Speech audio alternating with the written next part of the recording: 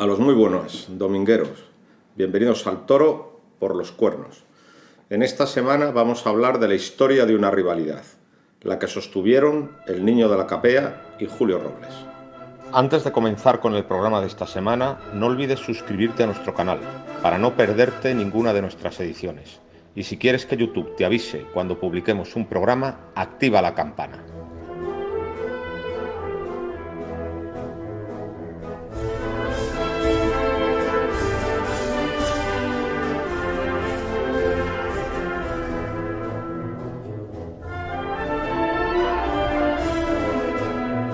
A las muy buenas domingueros, bienvenidos al Toro por los Cuernos. Bueno, en primer lugar hay que lamentar una mala noticia y es el fallecimiento de Jaime Hostos Carmona la pasada semana, matador de toros y figura del toreo en los años 60. Jaime Hostos, por su trayectoria en el toreo, pues merece un comentario detenido que haremos en las próximas semanas.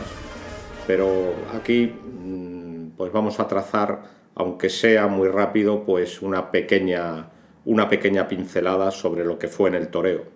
Creo que destacó sobre todo por ser un gran estoqueador, un hombre que se iba muy derecho detrás de la espada y que siempre atacaba arriba. Pero además fue un tío pues con una enorme, ¿cómo decir?, una enorme personalidad. Una persona que fue absolutamente fiel a una manera de pensar contra viento y marea. Se recuerda mucho el brindis que le hizo a Manuel Lozano Sevilla, que era el taquígrafo de Franco y el comentarista de las corridas en televisión española. Pues en una corrida televisada en una feria de Sevilla le hizo un brindis diciéndole que era un trincón que cobraba a los toreros y que se marchara de una vez. Hay que tener mucho valor para hacer un brindis así, porque es que lo que distinguía a Jaime Hostos era el valor. Sufrió una cornada mortal de necesidad en Tarazona de Aragón en el año 1963, se libró de milagro, una cornada que afectó a la safena, la femoral y la ilíaca, y desde luego esa cornada hubiera quitado arrestos a cualquiera. Pues Jaime Hostos fue capaz de ser figura del toreo durante mucho tiempo. Esto define su temperamento, un torero muy valiente que mató muy bien y con un estilo muy sobrio. Tuvo una carrera muy larga, con un principio muy brillante en los años 50, tomó la alternativa en el 56, después una etapa en la cumbre en los años 60, después de la cornada, que tiene más mérito, y luego ya pues una última etapa a finales de los 60 y primeros de los 70, matando pues las corridas más duras, pero que fue una carrera llena de dignidad, llena de pundonor, llena de hombría, y por lo tanto merece este recuerdo, y como digo, próximamente pues hablaremos con más detalle de él. Y en segundo lugar, quiero dar las gracias a todos aquellos que han comprado mi libro La otra vida de Joselito, porque se ha agotado la primera edición y tendremos que hacer la segunda. Pues nada, muchas gracias por la confianza depositada, pero hoy vamos a hablar de otro pequeño librito que he escrito,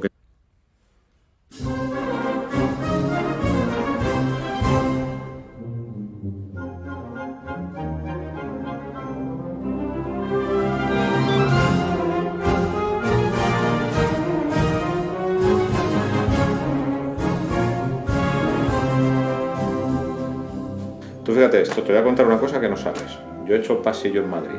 Oye, tú has toreado mucho en Perú, ¿qué nos puedes contar de Perú? Bueno, puedo contar que aquello es una aventura. Aquello es, desde que llegas y pisas el aeropuerto de Lima, es estar en el filo de la navaja constantemente.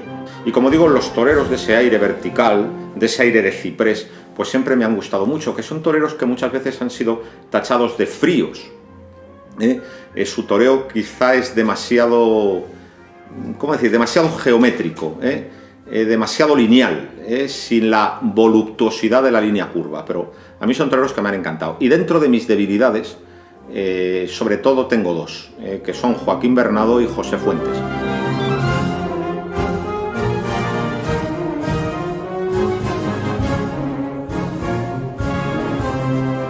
Pues Historia de una rivalidad. Bueno, esto es un libro que lo he hecho para conmemorar los 50 años de alternativa del Niño de la Capea y Julio Robles, porque ambos tomaron la alternativa pues en el año 1972 se van a cumplir 50 años, y es un libro pues de una tirada limitada para los amigos, pero que desde luego quien quiera tener uno pues no tiene más que ponerse en contacto con nosotros, que nosotros se lo haremos llegar.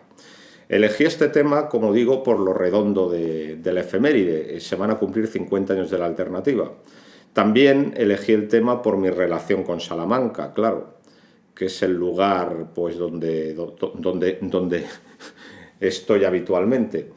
Pero luego, además, conforme iba escribiendo el libro y iba investigando, pues me di cuenta de que merecía la pena escribir sobre Capea y Julio Robles, porque sostuvieron una rivalidad muy larga, a cara de perro, donde no se dieron cuartel y donde desde luego el toreo vivió una brillantez en Salamanca como no la ha vuelto a vivir. Y quizá lo que es lamentable es que no hubiera unas plumas lo suficientemente entendidas y entusiastas para contar con brillantez lo que supuso aquello para la Salamanca taurina. Yo, desde luego, les vi muchísimas veces, tanto a Capea como a Robles, en la Plaza de Madrid. He de reconocer que era mucho más roblista que capeísta, aunque a Capea siempre le respeté, pero desde luego, conforme he ido recurriendo al recuerdo personal, pero también documentándome, mi admiración hacia Capea y Robles ha crecido muchísimo, porque fueron dos grandes toreros y desde luego su historia merecía la pena que fuese contada. Bueno, en realidad Robles y Capea son consecuencia de un tiempo y de un lugar. ¿De dónde salen los toreros? Pues los toreros salen de donde hay ganaderías. Por eso los toreros decisivos del siglo XIX eran andaluces todos. ¿Por qué? Porque el toro andaluz era el toro que se prestaba al toreo, aunque fuera incipiente, mientras que el toro navarro o el toro castellano en absoluto se prestaba. Por lo tanto, no es ninguna casualidad, es una relación causa-efecto, que los toreros decimonónicos, todas las grandes figuras, tanto del siglo XVIII como del siglo XIX, fueran andaluzas. Empezará a haber toreros interesantes fuera de Andalucía cuando el toro andaluz se exporta. Por ejemplo, en México, cuando la casta Saltillo fructifica en tierras mexicanas, pues van a salir un montón de toreros mexicanos, que son pues los que forman la edad de oro del toreo mexicano, la de los años 30 y 40. O también, por ejemplo, lo podemos ver actualmente. Ahora salen muchísimos toreros extremeños. ¿Por qué? Pues porque Extremadura se ha convertido en la tierra de promisión de las ganaderías bravas. Sus excelentes dehesas han atraído a muchísimos ganaderos, y una tierra que tradicionalmente, salvo la ganadería del conde de la corte, no tenía ganaderías importantes, pues ahora tiene muchas. Y conforme ha habido ganaderías importantes, han salido toreros de postín. Bueno, pues en Salamanca ocurrió el mismo proceso. El toro salmantino apenas pinta nada en el siglo XIX, y la historia del toro salmantino moderno pues inicia en los años 10, los años 20, que se importan de Andalucía pues ganaderías enteras.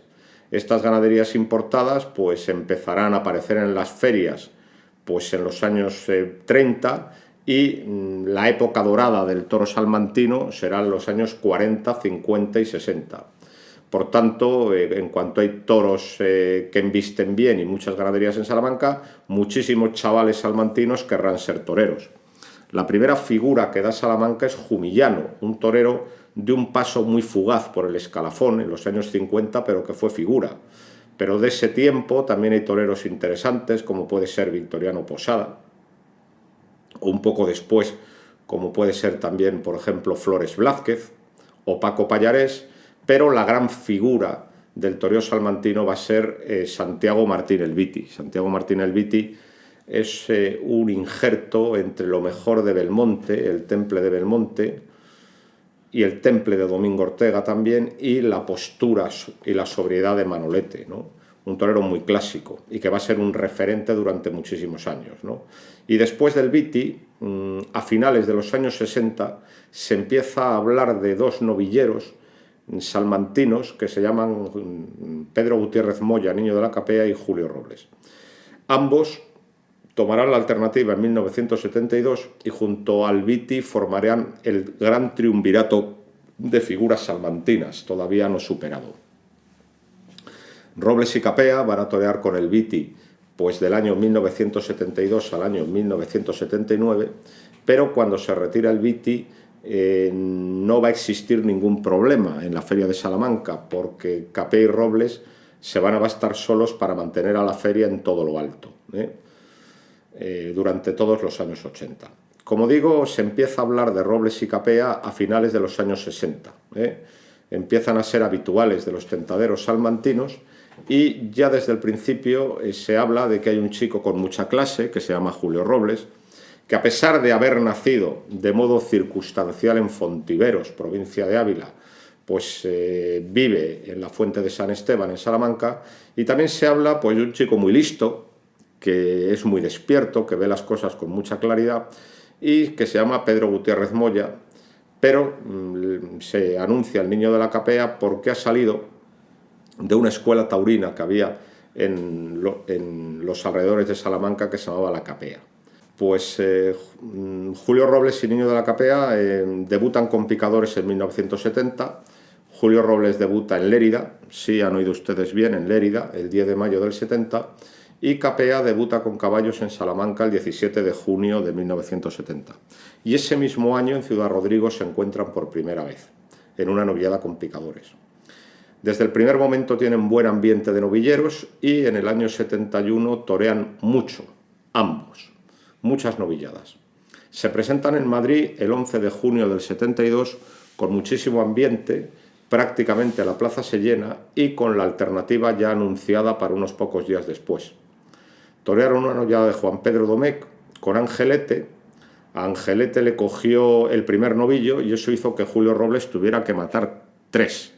Julio Robles cortó una oreja y dio 3 vueltas al ruedo en otro novillo. Si no hubiera sido por el estoque, porque pinchó al quinto de la tarde, hubiera salido por la puerta grande. Pero Capea también estuvo muy bien, cortó una oreja y dio una vuelta al ruedo. Los repitieron mano a mano, también con lleno, la semana siguiente, el 18 de junio. Lo que ocurrió es que esta vez los novillos de Cuñal Patricio pues fueron muy chicos y además dieron poco juego. Pero a pesar de todo mantuvieron los novilleros el cartel e incluso Julio Robles cortó una oreja.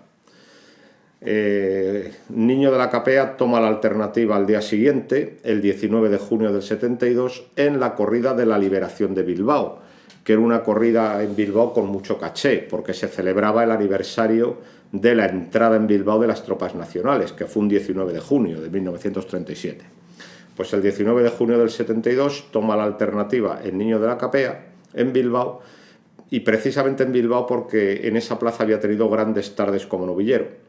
Le da la alternativa el torero que más admiraba, su torero referencia, que era sin duda Paco Camino. Y el testigo del festejo fue Paquirri. Los toros fueron de una ganadería de moda, salmantina también, la de Lisardo Sánchez, y el Niño de la Capea cortó 2 orejas a Mireto, que fue el toro de la ceremonia. Por su parte, Julio Robles tomó la alternativa un poquito después, el día 9 de julio. A los 20 días. Fue en Barcelona, se la dio Diego Puerta en presencia de Paco Camino con el toro Clarinero de Juan Mari Pérez Tabernero y dio una vuelta al ruedo. La verdad es que ambos entraron en el escalafón superior con todos los honores. Empezaron a torear en corridas muy importantes con las máximas figuras en las principales plazas. En un primer momento parece que Julio Robles se le adelanta al Niño de la Capea, porque hace la mejor faena de las corridas generales de 1972 a un toro de Urquijo, y también en Salamanca da una tarde extraordinaria, porque corta 3 orejas y un rabo a una corrida de Dionisio Rodríguez, en un cartel íntegramente salmantino, con el Viti y Capea. Esta corrida ya tuvo mucha expectación porque el año antes habían toreado mano a mano de novilleros en la feria también y desde ese primer momento se vio que galvanizaban al público salmantino y que llenaban la plaza y que desde luego el público se dividía entre uno y otro y todo eran comentarios hacia ellos. Bueno, como digo, parece que en un primer momento Julio Robles se le adelanta a Capea en estos primeros compases de matadores de toros, porque Julio Robles es el triunfador de la Feria de Bilbao, porque corta 3 orejas y un rabo en la Feria de Salamanca, pero a los pocos días un toro de Galache le hiere de gravedad a Robles en Valladolid. Y esto hizo pues que sufriera pues un pequeño frenazo su carrera. Al año siguiente, en 1973, se anuncia la confirmación de alternativa de ambos en San Isidro. Pero como el hombre propone, Dios dispone y el toro lo descompone, pues luego ninguno de los dos confirmó la alternativa el día previsto.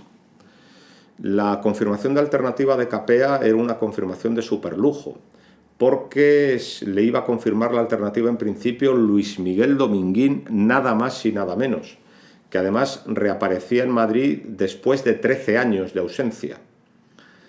El cartel completo debía haber sido Toros del Conde de Ruiseñada para Luis Miguel Dominguín, Curro Rivera y Niño de la Capea, que iba a confirmar la alternativa. Pero un temporal de lluvias hizo que la corrida se suspendiera. Capea tenía anunciado otro festejo en San Isidro, pero sus mentores, los choperitas, que le apoderaron durante toda su carrera, pues prefirieron que no compareciese en esa fecha porque consideraban muy arriesgado jugárselo todo a la carta de una sola corrida. Por lo tanto, habría que esperar a 1974 para que Niño de la Capea confirmara su alternativa en Madrid. Con respecto a Julio Robles, en principio estaba anunciado para confirmar la alternativa con una corrida de Antonio Pérez y con Paco Camino y El Viti en el cartel. Pero, llegado el momento, se le adelantó la alternativa 24 horas para sustituir a Julio Robles.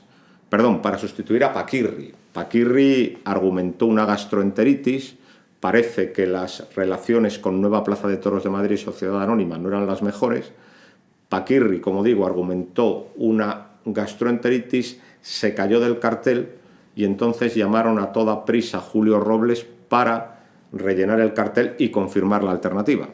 Por lo tanto, fue Antonio Bienvenida, con Palomo Linares de testigo, quien le confirmó la alternativa a Julio Robles en este San Isidro del 73 y con el toro Pernote de Eusebia Galachi. De este primer San Isidro, que Capea no torea, la prensa dice de Robles pues que apuntó cosas, sobre todo con el capote, pero que no tuvo demasiada suerte y además pues le traicionaron los nervios y la bisoñez.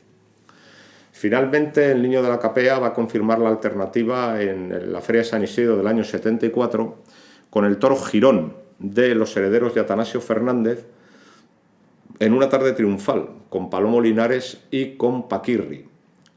Paquirri va a hacer una faena característica suya, de mucho poderío, un manso, al que va a cortar las dos orejas, pero sin duda el protagonista de la tarde fue Capea, que corta 3, una al toro de la confirmación y 2 al sexto de la tarde. Por ahí están las imágenes que rodó Gant de ese día, y lo que destaca de la faena de Capea es la gran ligazón, es decir, la capacidad de hacer pasar al toro muchas veces sin que el toro se parase y sin que le tocara la muleta. Este triunfo de Puerta Grande va a poner a Capea en todas las ferias y va a hacer de Capea probablemente el torero que más toreó durante los años 70. Parece que en estos primeros compases el Niño de la Capea le toma la delantera a Julio Robles. El Niño de la Capea es un torero que está instalado en todas las ferias, en todos los carteles importantes. Esta salida por la Puerta Grande el día de la confirmación de alternativa le ha dado mucho, mientras que Robles queda en posiciones secundarias y torea más o menos 20 al año. Aunque Robles esté en posiciones secundarias, tiene mucha mejor buena prensa entre la crítica taurina y muchos más partidarios entre los aficionados que Capea. A Robles se le está esperando. Todo el mundo lamenta que es un torero muy frío, que es un torero abúlico, pero todo el mundo canta su buen capote, se dice ya que es el mejor capotero de su generación, y también todo el mundo intuye unas maneras extraordinarias, unas maneras que aún no se concretan, pero que se apuntan muchas tardes. Robles es un torero muy elegante y de un gran corte clásico. Capea está en la situación inversa. Torea mucho, gana mucho dinero, pero no tiene prestigio entre los aficionados ni los críticos. Y sobre todo se le acusa de una enorme rapidez y de una enorme tendencia al zapatillazo, sin darse cuenta que es un torero muy capaz, que instrumenta faena a todos los toros, que tiene una enorme capacidad para sacar faena a todos y que además sus faenas tienen mucha ligazón. Capea, en esos años 70, como digo, es un torero que torea en todo el orbe taurino, mientras que Robles tiene circunscrita su presencia pues en la Plaza de Madrid, donde todo el mundo le espera y torea muchos domingos, y luego también en las ferias de septiembre. Siempre está muy bien en Salamanca, en Logroño, en Valladolid. En esta circunstancia de Capea arriba, Robles abajo, Capea sin prestigio entre los críticos y Robles con prestigio, pues van a transcurrir muchos años, pues desde 1974 hasta 1983. Y en esos años suceden cosas. Por ejemplo, una segunda salida por la Puerta Grande de Capea en la beneficencia del 75, aunque fue una salida por la Puerta Grande que tuvo muy poco brillo porque aquella corrida se cayó mucho. Y luego también tiene una Puerta Grande en el año 1979 en San Isidro con un toro de Baltasar Iván. Una faena que destacó por la cualidad que ya he descrito, sobre todo por la gran ligazón. Con respecto a Robles, toreaba muchos domingos en Madrid, la mayoría de las veces acompañado por Roberto Domínguez, que en ese momento no era el torero poderoso que fue después, sino que era un torero de muy buenas maneras, pero muy frágil. Toreaba muchas veces con Roberto y solía cortar una orejita de vez en cuando, todos los años cortaba una oreja, lo que le permitía seguir respirando y seguir teniendo ilusionados a los aficionados. Me acuerdo, por ejemplo, del día de la corrida de Eugenio Lázaro Soria, una lluviosa tarde de San Isidro del 78. Al primero de la tarde yo no sé si le pegó, al primero de su lote, segundo de la tarde, yo no sé si le pegó 30 golpes de descabello, no se le fue vivo a los corrales de pura casualidad, pero sin embargo al quinto de la tarde le hizo una faena muy bonita que apuntó lo que podía llegar a ser Robles en cuanto cuajara. También de estos momentos previos a su, a su explosión como torero, pues recuerdo también un pique momentáneo entre Julio Robles y Antoñete. Antoñete reaparece en el año 1981 y rápidamente se convierte en la estrella de la Plaza de Madrid, porque deslumbra a todo el mundo con un toreo de concepto muy clásico. Bueno, pues el día que reapareció Antoñete, con una corrida de Ramón Sánchez en la Feria de San Isidro del 81, el cartel completo era Antoñete, Capea y Robles, pues resulta que hubo un toro muy manso, que no se dejó picar, al que se pusieron banderillas negras, y en una de las subidas del toro, Antoñete le paró en los medios y descubrió la calidad del toro, y Robles le cortó una oreja, pero desde ese momento estuvieron picados. Y luego la culminación del pique tiene lugar a los dos San Isidros, en San Isidro del año 83, en un tercio de quites, en que Julio Robles remata un gran quite con una chicuelina, con una media verónica rodilla en tierra, y es el día de la gran media verónica de Antoñete. Como se ve, Robles ya estaba apuntando que podía estallar de un momento a otro, y estalló en figura precisamente en ese 83, pero en verano, el 10 de julio del 83.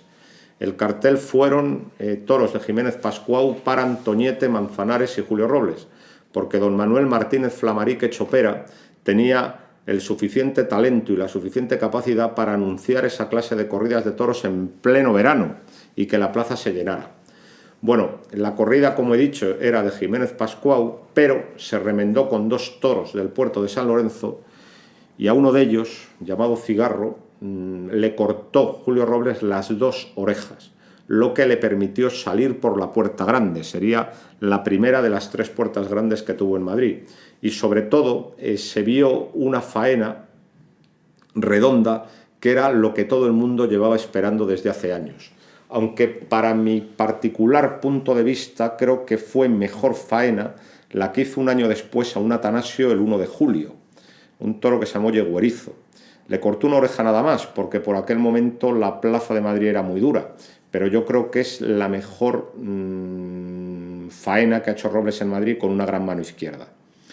Esta faena del año 83 pone en figura a Robles y le equipara con Capea, es decir, ya los dos van a torear mucho y van a estar los dos en los mejores carteles de todas las ferias, de todas menos una, que es Sevilla, porque Sevilla por aquel entonces y bajo la batuta de Diodoro Canorea era una feria muy local y donde por tanto era muy difícil, o les era muy difícil a los toreros de fuera entrar en esa feria. Y desde luego Capea y Robles se quedaron fuera de ella durante muchísimos años. Los dos van a conseguir en esa década de los 80 entrar en Sevilla. Capea, tras una faena muy trabajada, un toro muy encastado del torero en el 87, y Robles tras cortar una y una oreja a un lote de Manolo González en el 89. Pero digamos que era el sitio donde les costaba más entrar, pero ya en los 80 pues están presentes en todas partes. Y como digo, Robles se consolida en figura en los años 80 bajo el apoderamiento de Victoriano Valencia, porque hasta entonces había tenido distintos apoderados, le había sacado Paco Gil, luego estuvo con Ángel Luis Bienvenida. Es con Victoriano Valencia con el que se pone en figura y ya le apoderaría hasta el final. Como digo, Robles se consolida en los años 80 a partir de la faena del 10 de julio del 83 al Toro del Puerto como figura del toreo, y su trayectoria en Madrid va a tener otras dos cumbres, que es el 7 de julio del 85, en el que sale por la Puerta Grande después de cortar una oreja a cada toro de Aldea Nueva, con Curro Romero y Pepe Luis Vázquez, y luego la última Puerta Grande, que es la del día 1 de octubre del 89, con un lote de Buendía al que toreó con una gran suavidad, unos toros muy justos de fuerzas a los que toreó con gran suavidad, y se vio que aquella tendencia muchas veces al trayazo y a la rapidez que tenía Robles al principio pues se había superado completamente, y ahora era un torero pues de una enorme madurez, un torero muy clásico, muy serio, muy solemne, pero que además era capaz pues de construir grandes faenas y de llevar a los toros despacio, y por cierto con una enorme facilidad, como fue el caso de ese día, de entender al toro de Santa Coloma. Y hablando de Santa Colomas, también hay una tarde muy importante que en el San Isidro del 87, que solo corta una oreja porque la estocada le cayó un poco baja, pero él hizo una gran faena a un toro de Felipe Bartolomé, después de haber hecho un gran tercio de quites con Ortega Cano, que por cierto era la repetición, porque el año antes habían protagonizado ambos con otro toro del Raboso, con otro toro de Salamanca, un gran tercio de quites. Pues bueno, en la feria del 86 están muy bien Julio Robles y Ortega Cano en quites. Se vuelve a repetir el cartel otras dos veces, ese mano a mano durante esa temporada se vuelve a repetir dos veces, y en el 87, y esta vez también con la inclusión de Sánchez Puerto en el cartel, se vuelve a dar la confrontación entre Robles y Ortega Cano, y Ortega Cano salió por la Puerta Grande, pero verdaderamente quien de verdad estuvo bien con aquel toro de Felipe Bartolomé fue Robles, y fue una pena que la estocada le cayera baja.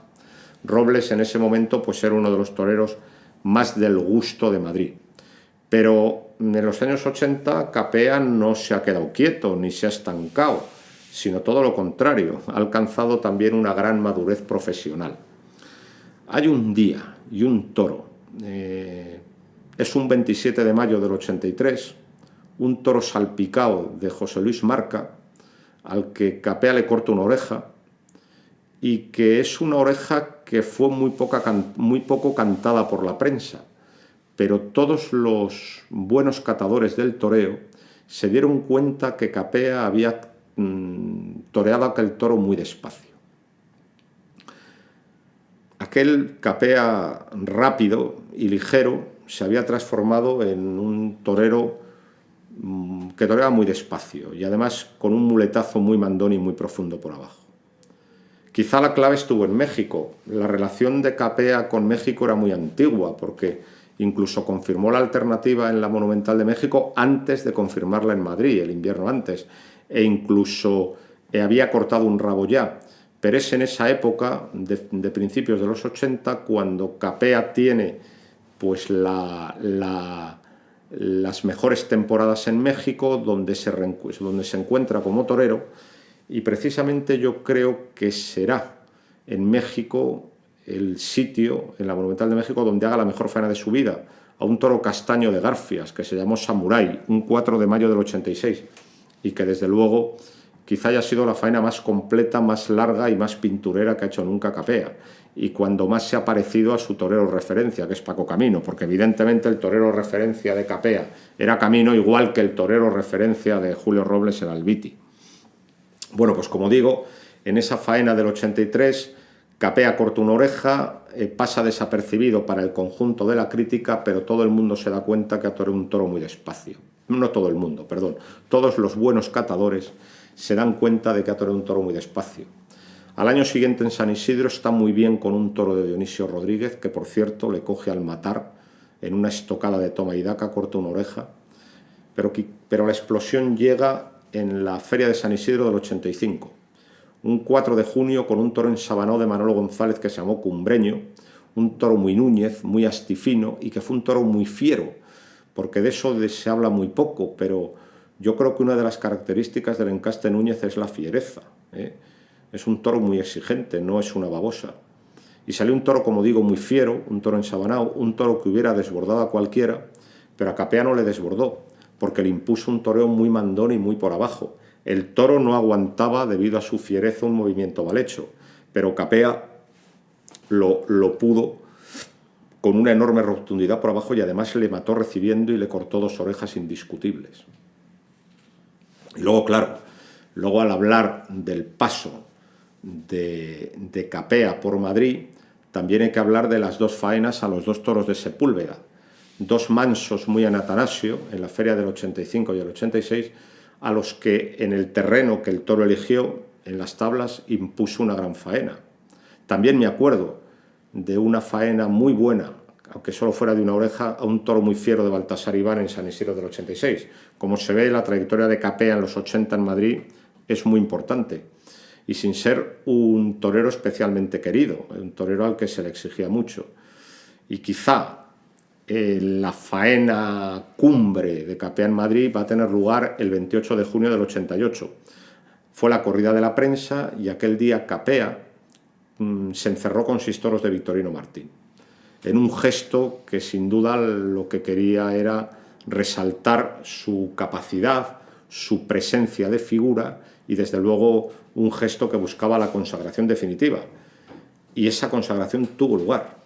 En los 4 primeros toros no sucedió gran cosa, pero salió el quinto, que se llamaba Cumbrerillo, y que quizá sea el toro o de los toros que hemos visto torear con más profundidad con la mano izquierda en toda nuestra vida.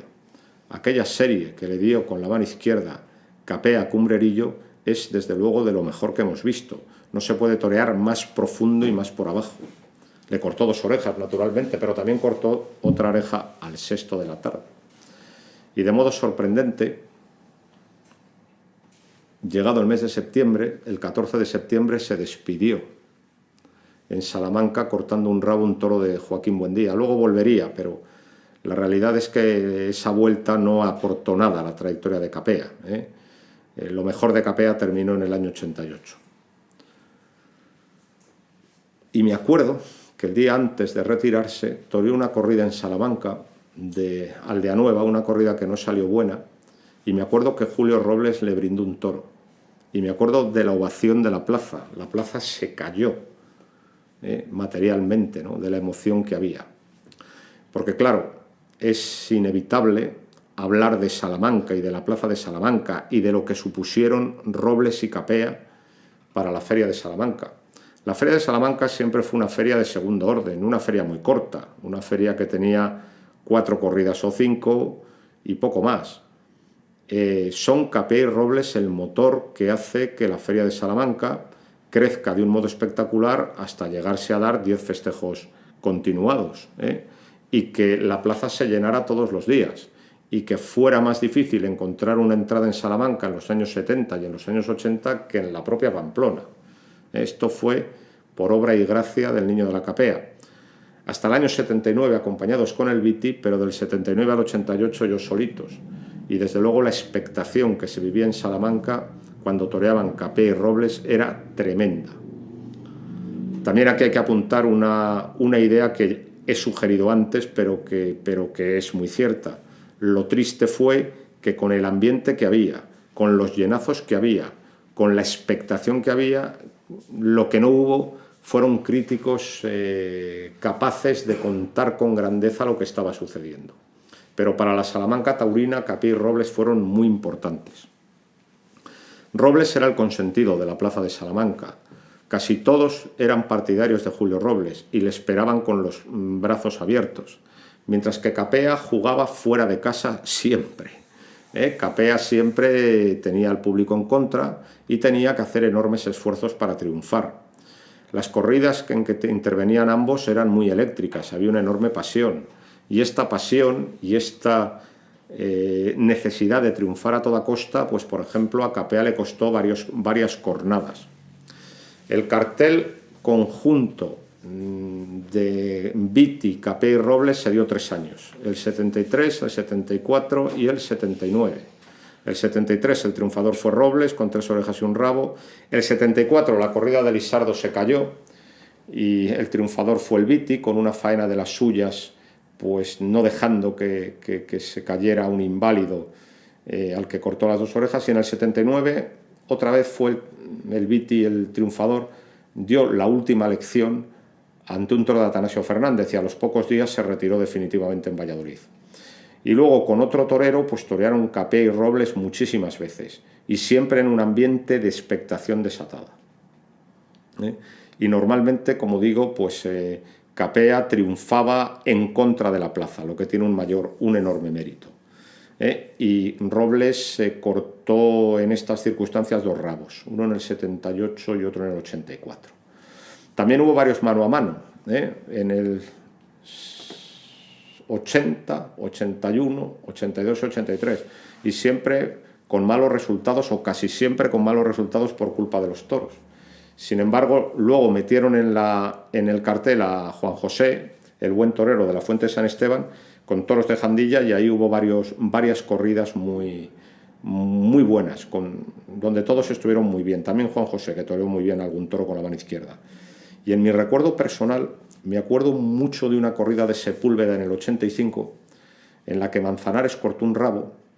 Ojeda, que aquel año toró muy poco, hizo quizás su faena del año, con ese aguante excepcional que tenía, pues para torear en la distancia cero. Y me acuerdo también con el lote malo, la gran tarde que dio Capea y la demostración de pundonor.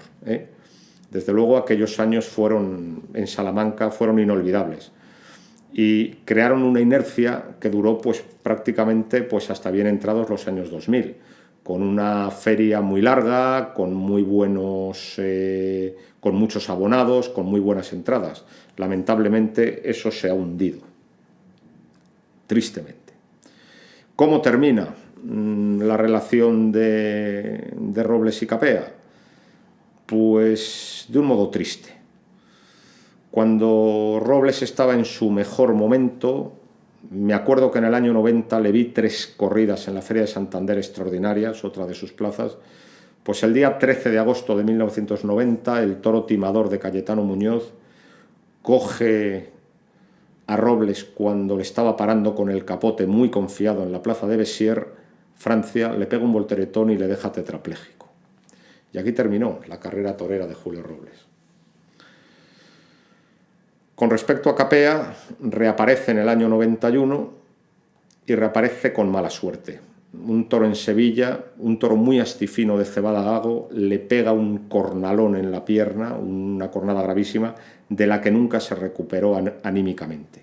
Y los años siguientes que estuvo Capea en activo no aportaron nada a su carrera. Fue una pena tanto el final tristísimo y desdichado de Julio Robles como estos últimos compases en la vida de Capea, que desde luego, en la vida torera de Capea, que no están a su altura. De estos tiempos recuerdo 2 festivales de homenaje a Robles, uno de 12 toros en Salamanca, un 4 de abril del 92, y luego otro en Madrid, ese mismo año, en octubre, donde Miguel Espinosa Armillita, a un novio de Juan Pedro, hizo una de las faenas más inspiradas que hemos visto en nuestra vida.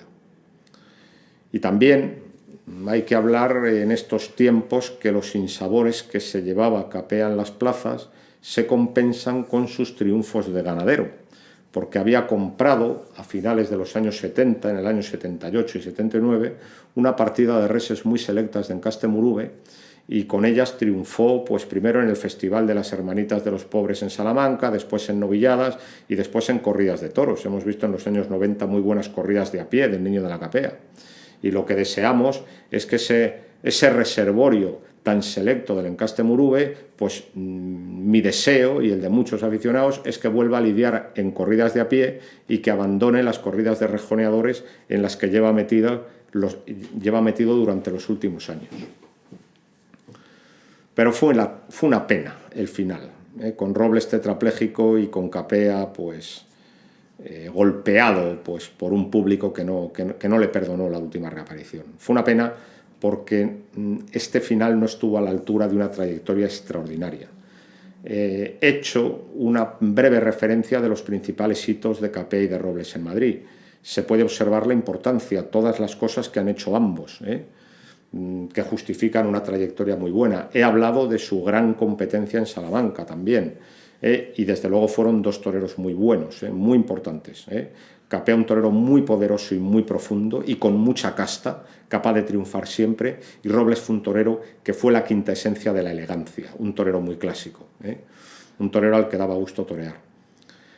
Tuve la suerte de ver gran parte de sus hazañas en directo cuando era pues niño y cuando era joven, y desde luego tienen un recuerdo en mi corazón y en mi mente extraordinario, están entre los mejores recuerdos. He de reconocer que yo era mucho más roblista que capeísta. Robles me pillaba más cerca, toreaba muchos domingos en Madrid. Cuando triunfó Robles, pues todos sus partidarios triunfamos con él, cuando ya definitivamente se puso en figura, pero yo nunca fui, aunque era de Robles y no de Capea, yo nunca fui un detractor encendido de Capea, de esos que le negaban todo.